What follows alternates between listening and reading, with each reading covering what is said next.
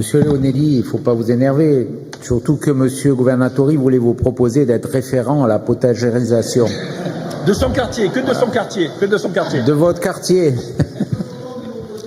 Je voudrais lui répondre deux petits points, si vous me permettez. Monsieur Governatori. Concernant les finances, Monsieur Leonelli, moi j'ai été nommé 2 fois meilleur gestionnaire de France.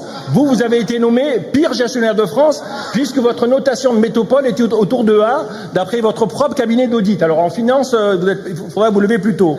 Concernant l'écologie, Monsieur Leonelli, vous aviez dans votre équipe 3 écologistes intelligents, de façon incontestable. Madame Assot a démissionné. Monsieur Chemla n'a pas voulu se remettre sur la liste et Madame Moreau vous a quitté parce que personne ne l'écoutait. Donc c'est pas par hasard que vous avez perdu vos 3 écologistes que vous aviez et c'est la preuve qu'en écologie vous comprenez rien, comme moi je comprends rien aux Chinois, mais chacun ses domaines. Collègues, vous l'aurez compris, si je devais faire un parallèle, je reviendrai un peu mes plus jeunes années professionnelles où j'ai intégré des cabinets de ministres dans les années 2000. Et où on avait je qualifierais un lanceur d'alerte à l'époque qui alertait sur l'état des finances de la France, que les gens ont fortement critiqué sur sa formule, mais quand même, permettez-moi aujourd'hui de la paraphraser. Et donc je vais paraphraser François Fillon, et donc je dirais que je suis le délégué aux finances qui est en charge en fait d'une métropole en faillite. Je vous remercie, chers collègues. Chers collègues, Monsieur le délégué aux finances, je vous reconnais vos qualités de magistrat de la Cour des comptes, et non pas de la Chambre régionale des comptes, pour ceux qui font la confusion. Mais vous voyez, le fait d'endosser le costard d'homme politique, je suis désolé, mais ça ne vous va pas. Parce que vous confondez tout, et que moi, ce que je voudrais faire passer comme message, et je profite qu'il y ait la presse, on parle du CFU. On parle bien sûr du budget, on parle des finances, mais vouloir dire que la métropole est en faillite, je serais tenté de dire mais que font les autorités d'État pour pas la déclarer officiellement en faillite. Donc voilà, réendossez votre costume de magistrat de la Cour des comptes et ça sera à mon avis peut-être plus jouable et plus convenable, cher Olivier Breuil. C'est avec lucidité en ce qui me concerne que je prends la parole aujourd'hui. Avant de commencer mon propos, qu'il me soit permis justement d'adresser au nom de notre groupe mes félicitations à toutes celles et tous ceux qui ont concouru à la production des documents qui sont soumis à notre examen. Ayant eu l'honneur de siéger au sein de l'exécutif de notre métropole Nice-Côte d'Azur jusqu'en mars dernier, j'aborde l'examen de ce compte financier unique 2025 avec un double devoir. Celui d'assumer pleinement et lucidement le bilan de notre gestion passée, et celui d'exercer désormais, depuis ma place, un contrôle exigeant, rigoureux et constructif. Depuis notre installation, j'entends s'installer un récit de rupture. On nous parle d'une situation financière asphyxiée, d'une dérive historique qui nous mènerait à une dette consolidée projetée à près de 2,5 milliards d'euros en 2026. La politique a ses droits. Mais la démocratie exige la vérité, et on est tous d'accord là-dessus. Et la vérité budgétaire ne s'accommode pas d'extrapolations anxiogènes, elle s'écrit dans les comptes certifiés et audités que nous examinons aujourd'hui. Mes chers collègues, le compte financier unique n'est pas un document politique, c'est un document comptable. Il ne relève ni du commentaire, ni de la polémique, ni de l'interprétation. Il retrace la réalité des comptes de notre collectivité. Et cette réalité dit exactement l'inverse de ce qui a été affirmé depuis 3 mois. Je parle du CFU. Une majorité ne peut pas gouverner durablement en organisant sans cesse des procès du passé, à un moment où il faut assumer ses propres décisions. J'observe que l'ancienne majorité, et plus particulièrement Christian Estrosi, semble occuper davantage votre temps et votre énergie que la gestion de notre métropole. Votre véritable préoccupation devrait être les Niçois, les métropolitains et les défis auxquels ils ont confrontés chaque jour. Et les Niçois, cher Président, ils vous ont choisi. Car ce qui est attendu de nous, ce n'est pas de réécrire le passé, mais de préparer l'avenir. Et plus particulièrement, votre majorité.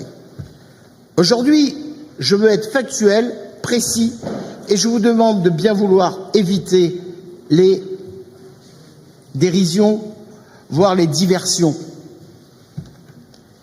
Car ce qui est attendu de nous, ce n'est pas de réécrire le passé. Je vous l'ai dit. Revenons donc aux réalités comptables du CFU 2025. Il s'agit de cela. Quelle est la réalité de notre dette au 31 décembre 2025 ?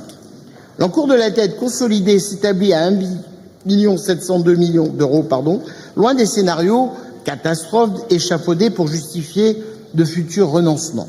Le ratio le plus révélateur de notre santé financière, la capacité de désendettement consolidé, s'est améliorée de façon spectaculaire en 2025, passant de 11,8 années à 10,3 années. Sur le seul budget principal, ce ratio descend à 7,79 années. Nous sommes bien loin des seuils d'alerte de 12 années et ce CFU s'inscrit dans une trajectoire d'amélioration forte. Comment y sommes-nous parvenus? Grâce à une discipline budgétaire, que vous le vouliez ou non, sans faille sur nos dépenses de fonctionnement en 2025. D'un côté, nos recettes de fonctionnement consolidées ont progressé de 3% pour atteindre 1045 millions d'euros, portés par le dynamisme de notre territoire et une gestion fiscale durable. De l'autre, nos dépenses de fonctionnement ont diminué de 1%, s'établissant à 857 millions d'euros. Nous avons contenu nos dépenses de personnel à 32,51% du budget principal et renégocié nos charges financières pour économiser plus de 6 millions d'euros d'intérêts. Cette gestion rigoureuse a permis de dégager une épargne brute consolidée historique de 166 millions d'euros. Au total, l'exercice 2025 se clôture par un excédent cumulé consolidé de près de 160 millions d'euros, permettant d'autofinancer l'intégralité de nos besoins d'investissement et de vous léguer, Monsieur le Président, un excédent de fonctionnement net de 33 millions d'euros reporté sur 2026, ainsi qu'une trésorerie disponible de 62 millions d'euros. Voilà la réalité de l'héritage. Alors pourquoi avons-nous emprunté et investi? Parce que nous refusons le déclin et le surplace. Nous avons choisi de financer l'avenir sans transiger sur la solidarité territoriale. En 2025, ce sont plus de 418 millions d'euros qui ont été investis, dont 298 millions d'euros d'équipements directs injectés dans l'économie locale. Nous avons choisi aussi de livrer la sortie ouest de la voie Matisse pour 17 millions d'euros, d'investir près de 10 millions d'euros dans l'extension du réseau du tramway et de rallonger les rames de la ligne 1 pour 8,3 millions d'euros. Nous avons choisi de relocaliser le mine pour 11 millions d'euros afin de libérer un foncier stratégique et de créer le grand pôle d'affaires de l'aéroport. Et surtout, nous avons assumé un effort inconditionnel de 33 millions d'euros pour la reconstruction de nos vallées meurtries. Et je sais que vous allez nous ressortir que tout n'a pas été fait comme il aurait fallu, mais j'ose espérer que vous allez pouvoir poursuivre et de consolider tout ce qui est nécessaire pour nos communes du haut et du moyen pays. Et entre parenthèses, évitons là aussi les confusions de genre. Quand il y a un problème lié à une commune, lié à l'État, ce n'est pas la même chose, même si la métropole peut accompagner sur certains sujets. Je pense notamment à Lantosque ou à Venançon. Renoncer à ces projets ou retarder ces chantiers au nom d'une prétendue austérité budgétaire serait une faute économique, sociale et humaine. La situation financière que nous vous transmettons est, qu'on le veuille ou non, solide, liquide et résiliente. Et je ne doute pas, Monsieur le Président, qu'avec vos méthodes et votre envie de faire des économies, eh bien, vous allez pouvoir améliorer cet héritage. Mais sachez que nous serons une opposition responsable. Nous ne ferons pas d'obstruction systématique, vous le savez, mais nous serons les gardiens intransigeants de la vérité des chiffres et de la continuité des services essentiels à nos concitoyens. Aujourd'hui, on parle du CFU et des finances, mais on ne parle pas de tout le reste. Je vous remercie. Merci, Monsieur Leonelli. La parole, Monsieur Picot. Non. Donc, Monsieur Breuilly. Merci, Monsieur le Président. Oui, chers collègues, Pierre-Paul Leonelli, écoutez, je vous remercie de m'inciter à reprendre mon costume en fait de haut fonctionnaire de l'État Donc, une fois n'est pas coutume, je vais être le porte-parole donc des services de l'État au sein de département et vous lire une belle missive adressée par monsieur Laurent Autiot au préfet des Alpes-Maritimes et co-signée par le directeur départemental des finances publiques des Alpes-Maritimes, monsieur Jean-Paul Catanès, à monsieur le président de la métropole Nice-Côte d'Azur, Christian Estrosi, en date du 9 septembre 2025. Dans cette lettre, on nous dit que la situation des comptes de la métropole affiche un score qui s'établit à 27,27. Ce score, sous le seuil de 35 du réseau d'alerte, traduit donc un endettement élevé. Les composantes du score de votre collectivité sont les suivantes, donc c'est 4 ratios, le coefficient d'autofinancement courant, le ratio de registre des décharges, donc je vous passe les chiffres qui sont un peu techniques, le ratio d'endettement, le coefficient de mobilisation du potentiel fiscal. Que nous disent ces 4 chiffres? Premièrement, nous avons moins investi que les métropoles de taille équivalente, c'est-à-dire que nous avons un programme d'investissement par habitant inférieur à toutes les autres métropoles, qu'on a un taux d'endettement très supérieur, et chose aussi intéressante, parce que vous disiez que c'était des fabulations, donc je vais reprendre là pour le coup la phrase du préfet, le coefficient de mobilisation de potentiel fiscal qui permet de mesurer la pression fiscale se situe à 1,19. Je vous traduis, ça veut dire qu'on est 19, les contribuables métropolitains payent 19% de plus que tous les autres contribuables, type Bordeaux, Montpellier, et ainsi de suite. Donc on paye plus d'impôts, on a moins d'investissements et on a beaucoup plus de dettes. Et le préfet vous rappelle que des réunions de suivi financier ont eu lieu dans les locaux de la DDFIP le 6 septembre 24, le 31 janvier et le 16 juin 2025, au cours desquels une analyse du positionnement de la métropole vis-à-vis du dispositif du réseau d'alerte a été présentée par les responsables de votre collectivité. En synthèse, les finances consolidées de la métropole recèlent encore de vraies fragilités. Voilà, je n'irai pas au-delà, je me contenterai donc effectivement, comme vous l'avez appelé, à lire uniquement la réponse de l'État. Je vous remercie. Monsieur Leonelli, monsieur Breuilly n'était pas là le lundi 10 novembre 2025, mais vous et moi étions présents. Donc soit vous avez un problème d'amnésie, soit vous avez un problème d'audition. Que nous a dit le cabinet d'audit, le vôtre, le lundi 10 novembre 2025? Il a dit que la finalité d'une gestion financière de collectivité, c'était la notation. Il a dit que les collectivités locales bénéficiaient d'un avantage compétitif involontaire, c'est-à-dire qu'elles ne peuvent pas faire de déficit et que par conséquent, les collectivités locales sont souvent ou très souvent mieux notées que l'État. Il a dit aussi qu'on n'a jamais vu une collectivité locale tomber en dessous de BB+. Une collectivité locale n'a jamais fait moins que BB+. Donc je lui ai demandé que vaut la métropole Nice-Côte d'Azur gérée par Christian Estrosi. Il m'a dit devant tout le monde, et je crois que vous étiez présent, que la note était autour de A. Donc quelle différence voyez-vous entre la pire note de France, BB+, et la note autour de A que disait l'expert financier qui était assis à côté de M. Estrosi, et c'est sans doute pourquoi il n'a pas osé me dire BB+. Donc, si j'appelle mon médecin et que j'ai 41 de fièvre, parce que vous me dites que vous avez baissé l'endettement, évidemment vous êtes passé de 11 à 10. Vous oubliez de préciser que c'est le double de la moyenne des métropoles de même taille, qui sont à 5 ans. Et nous, on est à 10,3 ans.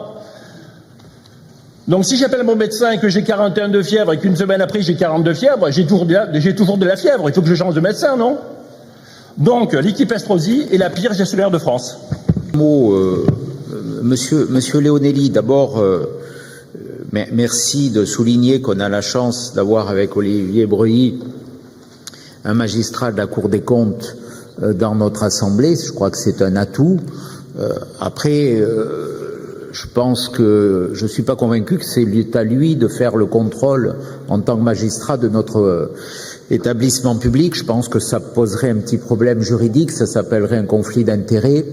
On en a vu d'autres, donc il faut être vigilant, monsieur Leonelli, sur ce sujet. Avec nous, il n'y aura pas de conflit d'intérêts. Donc monsieur Breuilly, adjoint aux finances de la ville de Nice, en charge des finances de la métropole, ne peut pas être contrôlé par monsieur Breuilly, magistrat de la Cour des comptes. Voilà, nous le saurons par la Chambre régionale des comptes, Puis, je pense qu'il est sain, au début d'une mandature, de faire un état des lieux.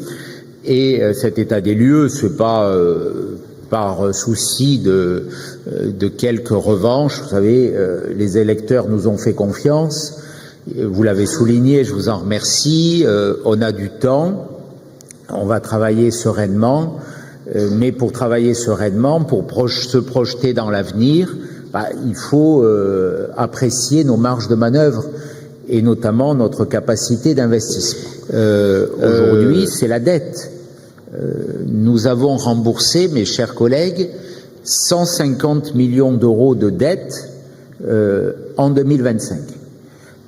À peu près un peu plus de 105 millions d'euros, autour de 105 millions d'euros sur le capital et un peu plus de 43 millions d'euros sur les intérêts. Donc 150 millions d'euros, c'est une somme considérable. Nous imaginons tout ce que cela pourrait porter en capacité d'investissement. Donc les arbres ne montant pas jusqu'au ciel, la dette non plus, on est arrivé à un point limite, d'autant qu'il y a la dette qui est dans ce CFU, nous la connaissons, 1,702 milliard d'euros, qui augmente au passage de 11 millions d'euros, donc il y a eu plus de recours à l'emprunt que de remboursement l'année dernière, donc on a continué à s'endetter de façon modérée par rapport à la masse, puisque c'est 1700 millions, mais on s'endette pas de 11, de 7 millions. Bon, mais on s'endette quand même, et à partir de là, vous pouvez rajouter, comme l'a fait pertinemment M. Breuilly, la dette qui dépend de nous également, dont nous sommes garants, et dont les contribuables acquittent quelque part dans leurs tarifs le coût, notamment les 700 millions d'euros de contrats qui ont été passés par REA pour le financement d'Aliotis. Je ne dis pas que c'est bien ou que c'est mal, c'est un état des lieux. Donc ça veut dire qu'on est aujourd'hui à 2,7 milliards, comme l'a souligné M. Breuilly, de dette. Vous y rajoutez, pour les Niçois, excusez-moi, pour les autres maires, 560 millions d'euros de dette pour la ville de Nice. On monte, comme je l'ai toujours dit, en tangente les 3 milliards 300 millions d'euros. 3 300 millions d'euros de dette, donc c'est considérable, et ça appelle de notre part une extrême vigilance dans la gestion à venir. Voilà. Le ratio, nous sommes un Niçois a une dette par habitant de 4 500 € entre la métropole et la ville, c'est-à-dire à peine moins qu'un Parisien sous la gestion de Madame Hidalgo. Voilà, la réalité, elle est là. Après, je passe maintenant à nouveau la parole à Monsieur Breuilly pour la délibération 21.6 relative à la cession de véhicules du parc automobile. Merci Monsieur le Président. Donc il vous est proposé d'approuver la vente de 24 véhicules aux enchères dont la métropole n'a plus d'utilité.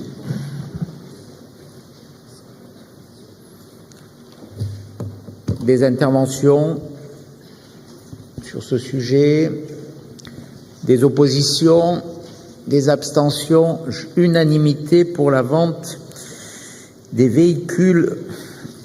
Je vous remercie, Monsieur Breuilly, la 21.7. Monsieur Picot. Monsieur le Président, Mesdames, Messieurs les élus, aujourd'hui vous nous demandez de nous prononcer sur la mise en délégation de service public du port de Cap-d'Aille. Derrière ce terme technique, il s'agit avant tout et surtout d'une nouvelle privatisation d'un équipement public stratégique. Cette décision portée par M. Beck, maire de Cap-d'Aille, s'inscrit dans une logique très libérale de votre majorité, Monsieur le Président. Nous ne partageons pas cette conception et nous y opposons fermement. Le port de Cap-d'Aille est un bien commun qui ne doit pas finir entre les mains des capitalistes. Ah, je savais que ça allait vous faire réagir. Mais, même vous, ça vous fait rire. C'était tellement simple. Par quoi justifiez-vous ce choix? Quelle efficacité?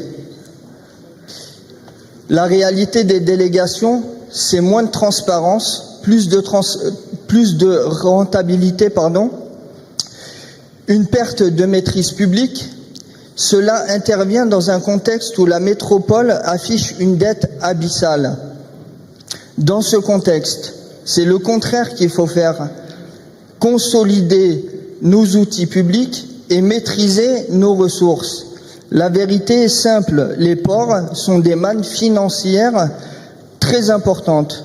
Donc, je ne comprends pas du tout cette logique. La métropole est en difficulté financière et vous, qu'est-ce que vous faites? Vous voulez vous séparer d'un bien public. Où est la logique? Je m'adresse à Monsieur Leonelli. Donc pour le groupe des estrosistes. Et là, sincèrement, c'est sur des questions de fond que je me pose des questions. Donc vendredi dernier, vos camarades ont voté la libération donc de la spéculation immobilière pour le Airbnb proposé par la majorité municipale. Alors, qu'allez-vous faire aujourd'hui? Voter une nouvelle fois comme le président Éric Ciotti? Je dirais même, est-ce que vous allez toujours voter comme le président Éric Ciotti sur les questions de fond? Si tel est le cas, on fait la démonstration que la seule opposition de cette Assemblée, c'est le groupe de gauche et des écologistes. Je vous remercie. Bien. J'espère bien qu'ils vont toujours voter avec nous. Monsieur Capdaille, Monsieur Beck.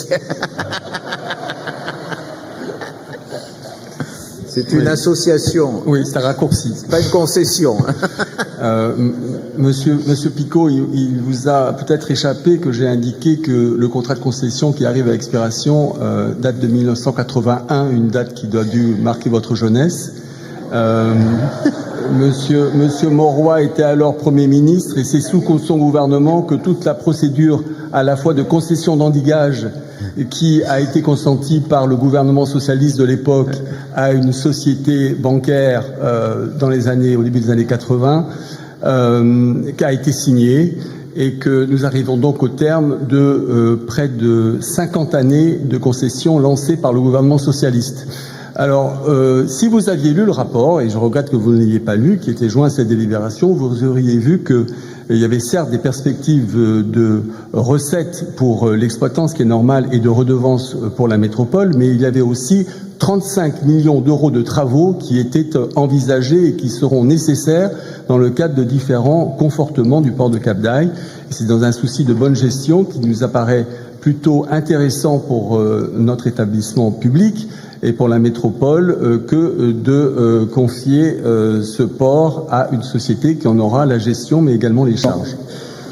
Bon, une société privée qui veut prendre un port qui fait du déficit, ça m'interroge toujours. Mais a priori, je vais laisser la parole à monsieur Pierre-Paul Leonelli, il a des choses intéressantes à nous raconter. Alors, c'est moi qui la lui donne. Hein. Ah, pardon. Vous avez raison, c'est vous. J'ai fait un raccourci. Ouais, c'est peut-être justement parce qu'on veut plus qu'il y ait des déficits et que ça rapporte à notre métropole que ce choix est fait. Et puis nous verrons bien. On a du temps dans la procédure, mais bon, quand on voit certaines gestions en régie, je suis pas convaincu que ce soit l'affaire du siècle. Monsieur Leonelli. Merci, Monsieur le Président. Justement, j'allais rappeler à Monsieur Picot, à notre collègue communiste, que c'est vous qui donnez la parole ou qui l'a coupé, et c'est pas lui, pas encore en tout cas. Je voudrais vous rappeler deux choses, Monsieur Picot.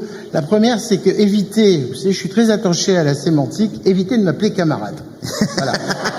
je crois que dans cet hémicycle, tout le monde connaît mon appartenance. Appelez-moi compagnon, voilà. Mais camarade, ça va pas le faire. Et la deuxième chose, Monsieur Picot, vous êtes, en tout cas, dans cet hémicycle, vous avez été élu président de la commission des finances avec les voix des ciotistes. Alors venez pas me donner des leçons.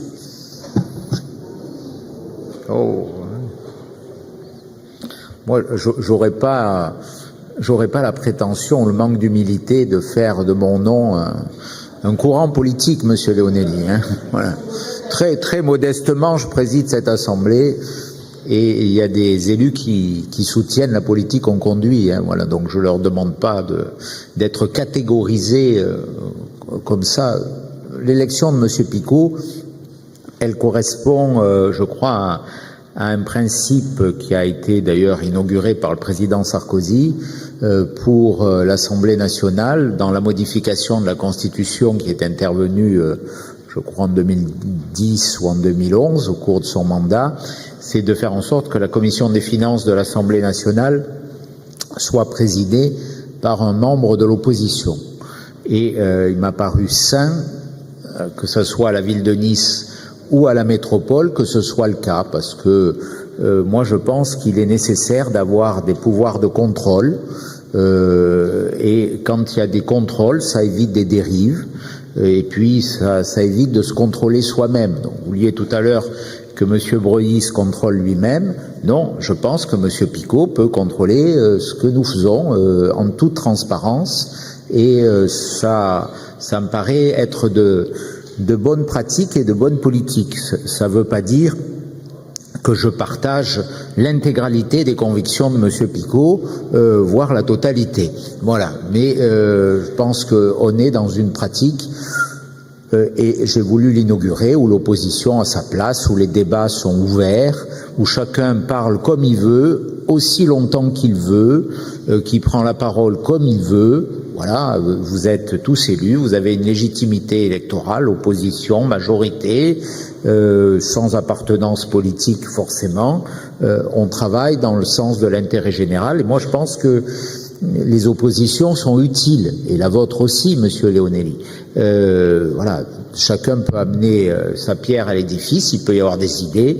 Il y a naturellement, et c'est légitime et c'est même heureux, il y a des oppositions, mais sur certains sujets, je pense que la voix de tous doit être entendue. C'est en tout cas comme ça que l'on continuera à fonctionner. Ma première remarque, c'est que je vous rappelle qu'il est capital pour tout le monde de rendre l'écologie désirable.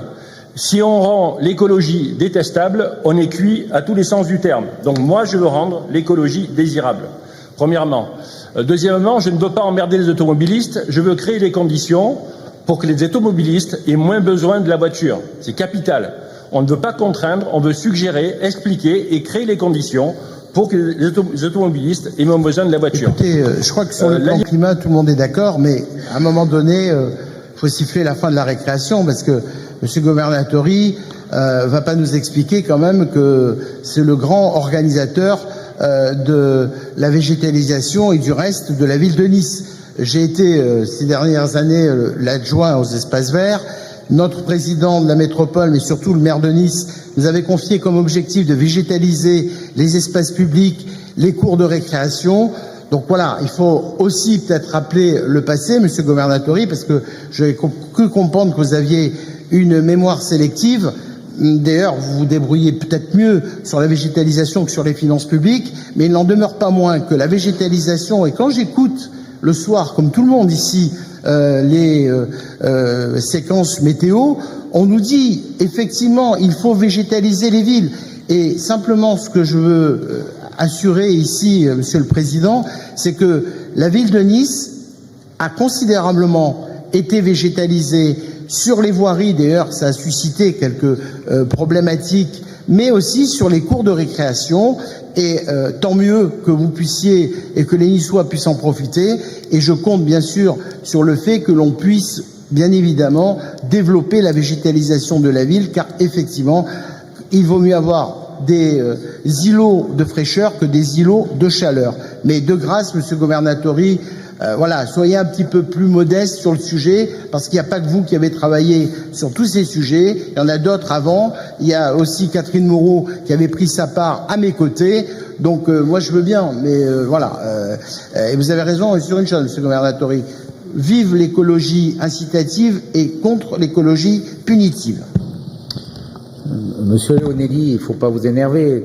Surtout que Monsieur Governatori voulait vous proposer d'être référent à la potagérisation. De son quartier, que de son quartier, que de son quartier. De votre quartier. Je voudrais lui répondre deux petits points, si vous me permettez. Monsieur Governatori. Concernant les finances, Monsieur Leonelli, moi j'ai été nommé 2 fois meilleur gestionnaire de France. Vous avez été nommé pire gestionnaire de France, puisque votre notation de métropole est autour de A, d'après votre propre cabinet d'audit. Alors en finance, il faudrait vous lever plus tôt. Concernant l'écologie, Monsieur Leonelli, vous aviez dans votre équipe 3 écologistes intelligents, de façon incontestable. Madame Assot a démissionné. Monsieur Chemla n'a pas voulu se remettre sur la liste, et Madame Moreau vous a quitté parce que personne ne l'écoutait. Donc c'est pas par hasard que vous avez perdu vos 3 écologistes que vous aviez, et c'est la preuve qu'en écologie vous comprenez rien, comme moi je comprends rien aux Chinois, mais chacun ses domaines.